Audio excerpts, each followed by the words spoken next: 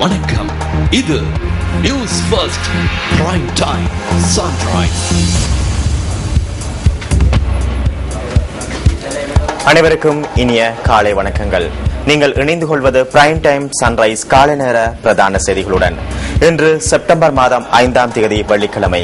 மலர்ந்திருக்கும் இந்த நாள் அனைவருக்கும் மகிழ்ச்சி பொங்கும் நாளாக அமைய வேண்டும் என்று நியூஸ் ஃபர்ஸ்டின் சார்பாக எமது வாழ்த்துக்களை தெரிவித்துக் கொள்கின்றோம். காலை நேர பிரதான செய்திகளில் முதலில் தலைப்புச் செய்திகள்.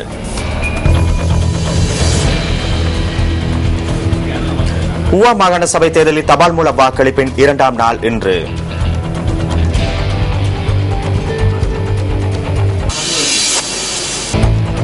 வடக்கு ரயில் மார்க்கத்தின் திருத்தப் பணிகள் காரணமாக தம்புள்ளை குருநாகல் பிரதான வீதி எதிர்வரும் 9ஆம் தேதி வரை இடைக்கடை மூடப்படும். சீரற்ற வானிலை காரணமாக பாகிஸ்தானில் 40 பேர் பலி.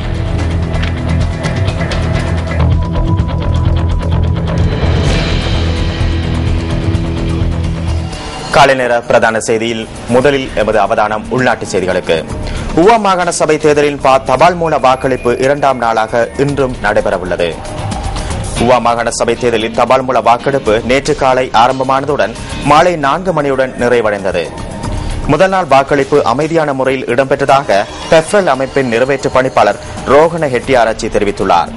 இந்த 2 நாட்களிலும் தபால் மூல வாக்களிப்பில் பங்கேற்ற முடியாமல் போகும் அரசு ஊழியர்கள் எதிர்வரும் 11ஆம் தேதி தமது வாக்கினை பதிவு செய்ய முடியும் என தேர்தல்கள் செயலகம் அறிவித்துள்ளது. இம்முறை ஊவா மாகாண சபை தேர்தலில் தபால் மூலம் வாக்களிப்பதற்கு 30,742 அரச ஊழியர்கள் தகுதி பெற்றுள்ளமை குறிப்பிடத்தக்கதாகும்.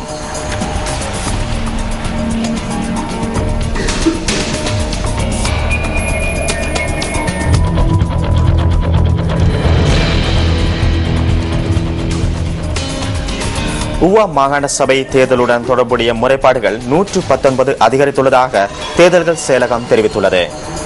மொனராகலை மாவட்டத்தில் 73 முறைப்பாடுகள் கிடைக்கப்பெற்றுள்ளதாக தேர்தல்கள் செயலகத்தின் முறைப்பாட்டு பிரிவு குறிப்பிட்டுள்ளது. சட்டவிரோத போஸ்டர் மற்றும் கட் அவுட்டுகள் தொடர்பாக 34 முறைப்பாடுகள் பதிவாகியுள்ளது. பொருட்கள் விநியோகித்தல் மற்றும் அரச வாகனங்களை பயன்படுத்துவது தொடர்பாக 5 முறைப்பாடுகளும், அரச அதிகாரிகளை அரசியல் நடவடிக்கைகளுக்காக பயன்படுத்துவது தொடர்பாக 25 முறைப்பாடுகளும் பதிவாகியுள்ளதாக முறைப்பாட்டு பிரிவு தெரிவித்துள்ளது. இதேவழி மாகாண சபை தேர்தலுடன் சம்பந்தப்பட்ட தேர்தல் சட்டங்களை மீறியமை தொடர்பாக 42 முறைப்பாடுகளும் பதிவாகியுள்ளது. ஊவா மாகாண சபை தேர்தலுடன் தொடர்புடைய 217 முறைப்பாடுகள் கிடைக்கப்பெற்றுள்ளதாக பெப்ரல் அமைப்பின் நிறைவேற்று பணிப்பாளர் ரோஹண ஹெட்டியாராச்சி குறிப்பிட்டுள்ளார். 236 முறைப்பாடுகள் பதிவாகியுள்ளதாக கெஃபே அமைப்பின் நிறைவேற்று பணிப்பாளர் கீர்த்தி தென்னகோன் தெரிவித்துள்ளார்.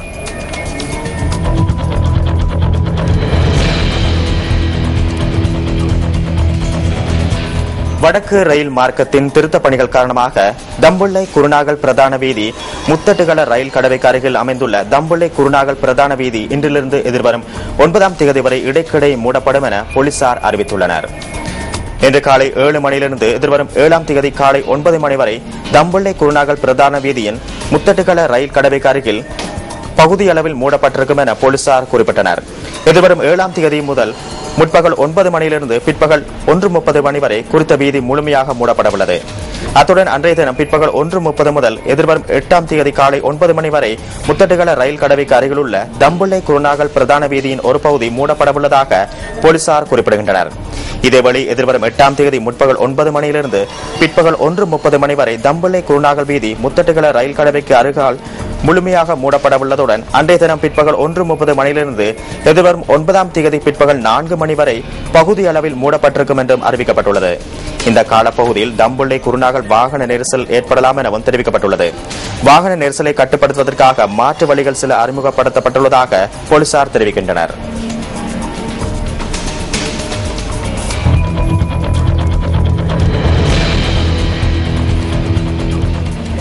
மொரட்டுவை, ரத்மலானி உள்ளிட்ட சில பகுதிகளில் இன்று இரவு 9 மணியிலிருந்து நாளை காலை 5 மணி வரை நீர்வெட்டு அமுல்படுத்தப்படவுள்ளதாக நீர் வளங்கள் வடிகாலமைப்பு சபை தெரிவித்துள்ளது. கழுகக நீர் வளங்கள் திட்டத்தின் கீழ் அவசர திருத்தப் பணிகள் முன்னெடுக்கப்படவுள்ளமை காரணமாகவே நீர்வெட்டு அமுல்படுத்தப்படவுள்ளது. மொரட்டுவை நகர சபைக்குட்பட்ட பகுதிகள் ரத்மலானி, பாணந்துறை, நல்லூரவ, கிளிபெரிய, கொஸ்வத்தை, ரைகம, பண்டாரகம மற்றும் ஹொரண ஆகிய பகுதிகளுக்கு நீர்வெட்டு அமுல்படுத்தப்படவுள்ளது.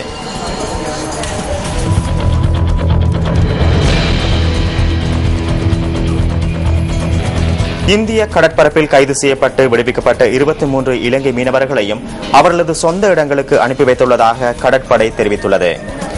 கடற்படையினரிடம் ஒப்படைக்கப்பட்ட 23 மீனவர்களும் நேற்று முன்தினம் காங்கேசன்துறை துறைமுகத்திற்கு அழைத்து வரப்பட்டதாக கடற்படை ஊடக பிரிவு குறிப்பிட்டுள்ளது.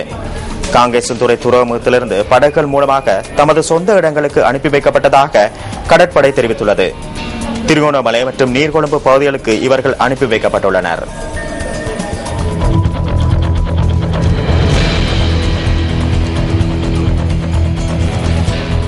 ஹட்டன் போர்டைஸ் தோட்ட பகுதியில் குளவிக்கொட்டுக்கு இலக்கான 4 வைத்தியசாலையில் அனுமதிக்கப்பட்டுள்ளனர். இந்த சம்பவம் நேற்று பிற்பகல் இடம்பெற்றுள்ளதுடன் குளவிக்கொட்டுக்கு இலக்கான 4 தொடர்ந்து டிக்கோயா ஆதார வைத்தியசாலையில் சிகிச்சை பெற்று வருகின்றனர். போர்டைஸ் தோட்டத்தில் தொழிலில் நிறைவு செய்து திரும்பிக் கொண்டிருக்கும் 4 ஆற்றில் குளித்துக் கொண்டிருந்த ஒருவருமாக 5 குளவிக்கொட்டுக்கு இலக்காகியுள்ளனர். குளவிக்கொட்டுக்கு இலக்கான வயது உட்பட 4 டிக்கோயா வைத்தியசாலையில் தங்கியிருந்து சிகிச்சை பெற்று வருகின்றனர். மற்றும் ஒருவர் சிகிச்சையின் பின்னர் வீடு திரும்பியுள்ளார்.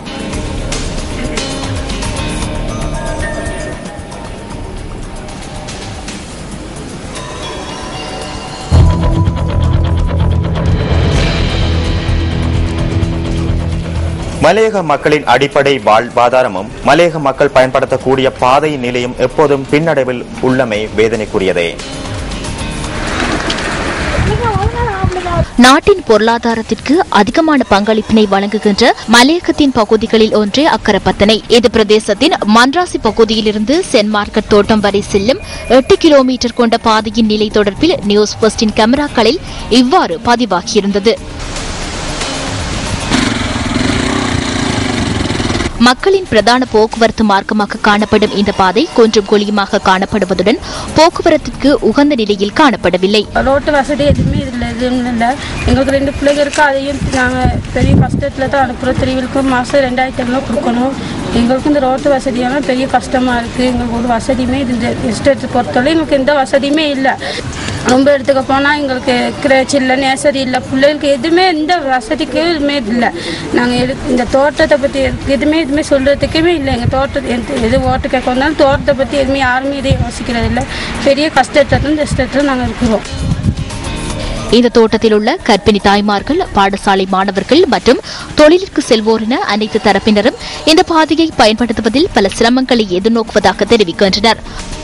நாங்கள் இந்த மாதிரி கர்ப்பிணி தாய்மார்கள் நாங்கள் இந்த ரோட்டில் போகிறது வர்றது எங்களுக்கு ரொம்ப கஷ்டம்.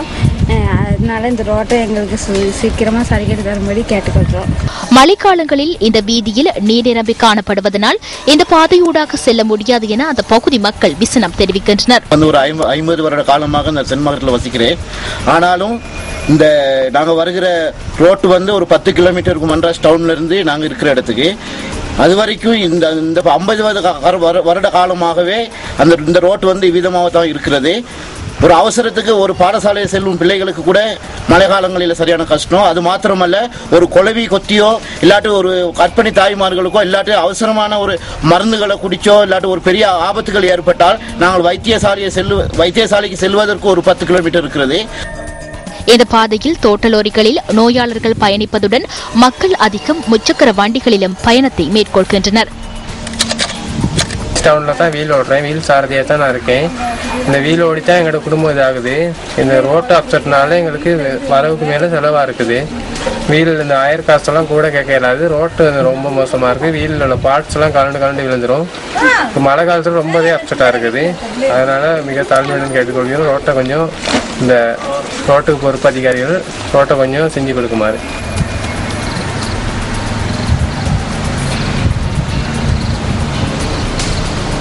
பிரயாணத்திற்கு ஆபத்தை விளைவிக்கக்கூடிய இந்த பாதை தொடர்பில் உரிய நடவடிக்கை எடுக்கப்பட வேண்டும் என இந்த பகுதி மக்கள் கோரிக்கை விடுக்கின்றனர். இந்த வசதிகளுமே இல்லை. ஒரு கர்ப்பிணிமார்களை ஆஸ்பத்திரி கொண்டு போறதுக்கா, ஒரு நோயாளியை கொண்டு போறதுக்கா எந்த வசதியுமே எங்களுக்கு இல்லை. ஆகப்படியால் எங்களுக்கு இந்த ரோட்டு வசதிகள்லாம் கொஞ்சம் செஞ்சு கொடுப்பீங்கன்னு ரொம்ப தாழ்மையுடன் கேட்டுக்கொள்கிறோம்.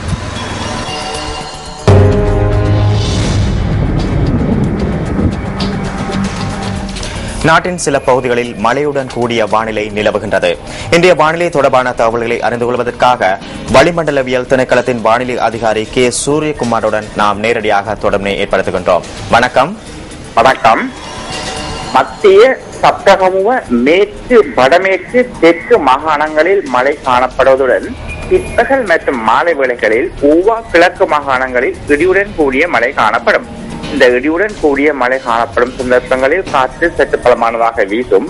இந்த இடி மின்னல் தாக்கத்திலிருந்து தம்மை பாதுகாத்துக் கொள்வதற்கு தேவையான முன்னெச்சரிக்கை நடவடிக்கையை மேற்கொள்ளுமாறு பொதுமக்கள் கேட்டுக் கொள்ளப்படுகின்றார்கள். கடல் பிராந்தியங்களை பொறுத்தவரையில் வட கடல் பிராந்தியமும் புத்தளம் முதல் கொழும்பு காதியூடான அம்பாந்தோட்டை வரையான கடல் பிராந்தியங்களிலும் மழை காணப்படும்.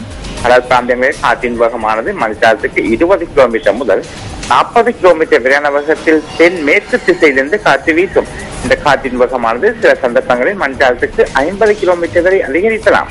புத்தளம் முதல் மன்னார் காங்கேசந்துறை ஊடான திருகோணமலை வரையான கடல் பிராந்தியம் மற்றும் அம்பாந்தோட்டை முதல் பொத்துவில் வரையான கடல் பிராந்தியங்களில் காற்றின் வேகமானது மணித்தாரத்துக்கு 50 கிலோமீட்டர் முதல் 60 கிலோமீட்டர் வரை அதிகரித்து வீசுவதன் காரணத்தினால் இந்த பிரதேசங்கள் கொந்தளிப்பாகவும் காணப்படும்.